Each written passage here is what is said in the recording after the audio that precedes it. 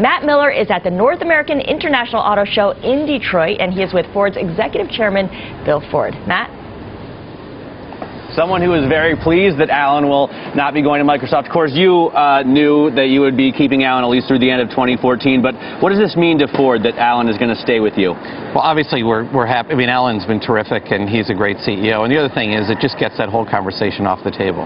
And of course, it was the two of you, it was your personal relationship with Alan that brought him here in the first place, and he's done such a great job for you. We're looking at one of the products that started when the design started when he got here, and that's finally completed, the new Mustang, which also means a lot to you personally. I mean, Mustang to me is the quintessential Ford car. I've always loved Mustangs. I have way too many of them, and I've taken a personal interest in every Mustang we've ever come out with since I joined the company. One of the coolest things I think is that this, I lived in Europe for so long, and you couldn't buy a Mustang over there. I never understood why not, because everybody loves them there. Right. Now you're going to be selling this worldwide right when your biggest competitor, let's say here in Detroit, comes out of Europe. You guys are going in there with all of the products that they want. What does that mean for Ford? Well, first of all, it really means our global plan is working. Our products that we make, we sell everywhere.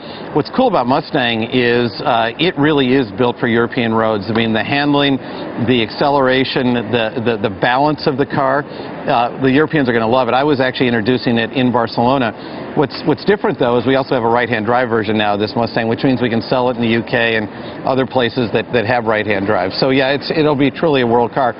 You mentioned you couldn't get them before, but in fact dealers used to gray market them in because they wanted them so badly. Yeah, for twice the price. Exactly. I remember when I lived in Germany, people paying twice as much.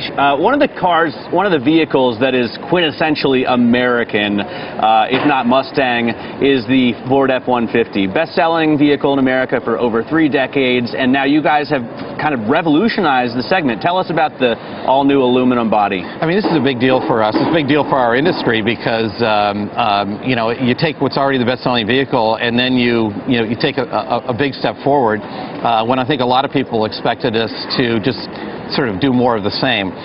Yeah, this is a big departure. It's all aluminum body. It's on a heavy steel frame. It's military-grade aluminum, and it's going to be. Everybody knows that that'll take a lot of weight out, about 700 pounds out, so you'll get much better fuel economy. But what people I think are missing is the capability of this truck is greatly enhanced.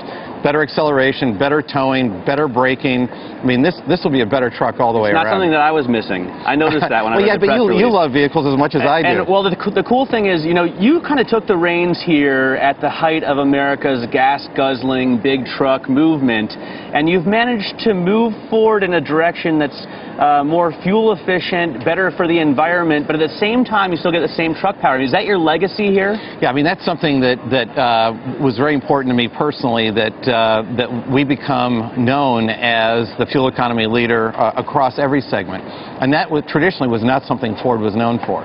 So we took something which years ago was perhaps our biggest weakness. We're now turning into a great strength for us.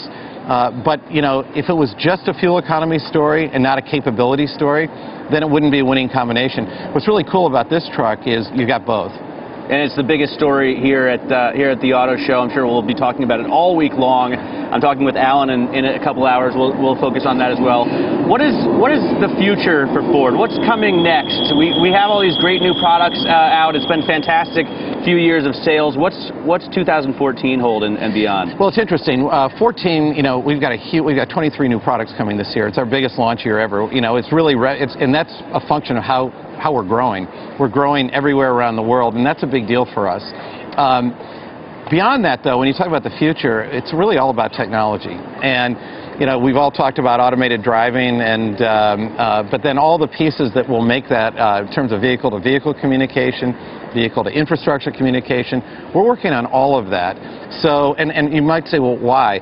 Well, the goal is, as the world gets ever more congested, that we can still provide the freedom of mobility to people, even if they live in heavily populated cities. So a lot of this technology is really to make people's lives easier, particularly in big urban areas. And better. I know one of your focuses is traffic. Tom, I listen to Bloomberg Surveillance when I'm sitting in traffic all the time, and I'm thinking, I'm so glad Bill Ford is going to solve this problem for me. Well, we're working on it. We are working on it, and it's something we want to solve. And because if we can give you back your most precious commodity, which is time, then that's a great thing.